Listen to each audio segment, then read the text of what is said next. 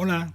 Para hoy teníamos previsto un destello en el que utilizaríamos el comando space como comentamos en el destello anterior, pero ha habido un cambio de planes motivado por el usuario Camles de Jane, supongo que mi pronunciación es pésima por lo que mejor os lo escribo, de uno de los grupos de Facebook en los que publicamos contenido, concretamente el grupo Microsoft Access, y que nos lanzaba esta pregunta en el destello que hablábamos al vincular una imagen ubicada en Internet con nuestra aplicación de Access. Nos hemos ofrecido satisfacer su curiosidad con un destello, el destello de hoy. Es cierto que de esto ya hablamos en el destello 130 cuando vimos cómo llamar a la API de Google Maps para obtener unas coordenadas, pero hemos decidido ampliar el concepto a algo mucho más general. En la pregunta nos solicita si es posible incorporar cualquier dato a nuestra aplicación. Es posible, pero para poder hacerlo necesitamos que el poseedor de los datos desarrolle lo que se denomina una API, de sus siglas en inglés Application Programming Interface, es decir, que nos ofrezca una interface de programación de aplicaciones. Básicamente lo que significa, de una forma simplista, sería una interface que permite que dos programas de software se comuniquen y uno de ellos vamos a hacer que sea nuestra aplicación de Access. El proceso va a tener dos fases. En la fase 1 hacemos una llamada al servidor solicitando permiso para entrar para ver la información y una vez que nos lo concede pasamos a la fase 2, que es obtener la información que deseamos. Para el ejemplo hemos tomado algo tan actual como las criptomonedas. Vamos a comunicarnos con la API de CoinMarketCap y obtener así el precio del Bitcoin en precio real. Ya sé que al usuario del grupo le interesaba el cambio de moneda fiat, pero eso se lo dejamos a él. Te damos una pista: exchangeratesAPI.io. Dependiendo de la información que desees obtener, puede ser que la consulta sea de pago. En nuestro caso voy a utilizar un servicio gratuito. Lo primero que tenemos que obtener son las credenciales para poder comunicarnos con la API. Es tan sencillo como escribir en un navegador API más la web sobre la que queremos obtener información. En nuestro caso hemos puesto API coinmarketcap.com y este es el resultado.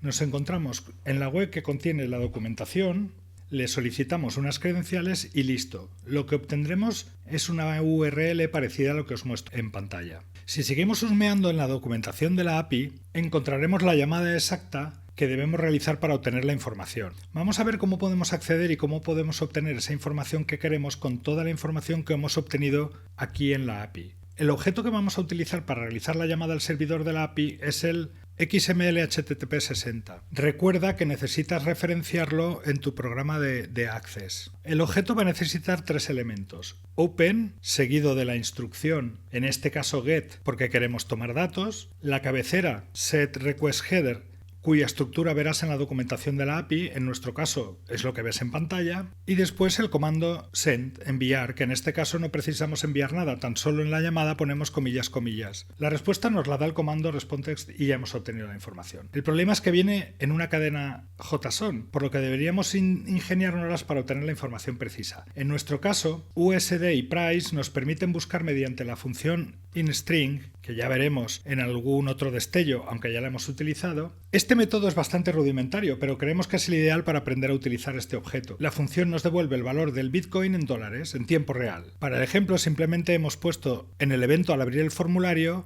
que ejecute toda la operativa. Se podría poner un botón o como nosotros queramos. Vamos a escribir el valor en este cuadro de texto que le hemos llamado precio BTC.